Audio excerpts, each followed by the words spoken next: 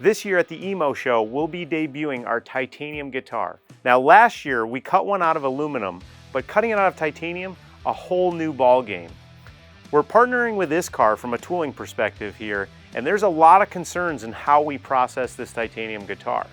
Now that guitar is in process at DN Solutions in Chicago. I'm gonna be going out there to meet with Rich Sullivan, and he's gonna walk us through some of these concerns and show us the ISCAR tooling. So Rich, we're standing here in front of a couple pieces of titanium, and you've kind of been involved in this project since the very beginning. I have. As a matter of fact, I've enjoyed every part of this project. We started off in aluminum. Yeah.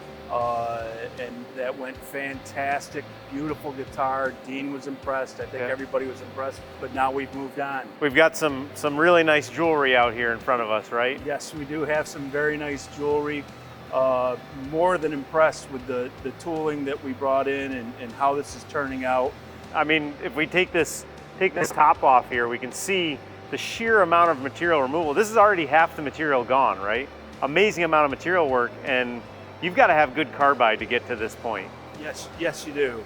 And not just good carbide, but good techniques for your programming. You have to approach the titanium completely differently. Yeah. You know, when we looked at this, the first thing you have to get your head around is the fact that it's titanium. So you're going to use some different strategies. You still have some very thin-walled parts. Yeah, the walls on this piece right here, 30 thousandths thick. So. Yeah, so you really have to be conscious. You're not taking big depths of cut. You're trying to thin out your cuts. You're trying to direct the forces. Feed mill came into play on a lot of this. Even in our smaller diameters, we went with multi-master type product. Yeah. Multi-master for us is a modular type tool where you can change the insert, you can change the style. It accepts a million types of different heads. For this, we use the feed mill style. It's also economical, right? You're not using an entire piece of solid carbide. Yeah. You're not grinding a solid piece of carbide. You're only grinding what you need, what you're going to use. Yeah. The end users, the operators like it because of the easy change, easy setup, change an insert, right back to factory edge, hit the button, go. Yeah, you're not.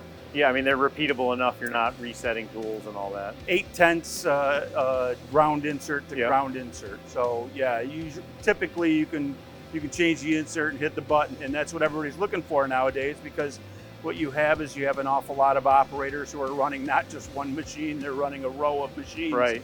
So they want to change the insert, get back to business. Yeah, very cool.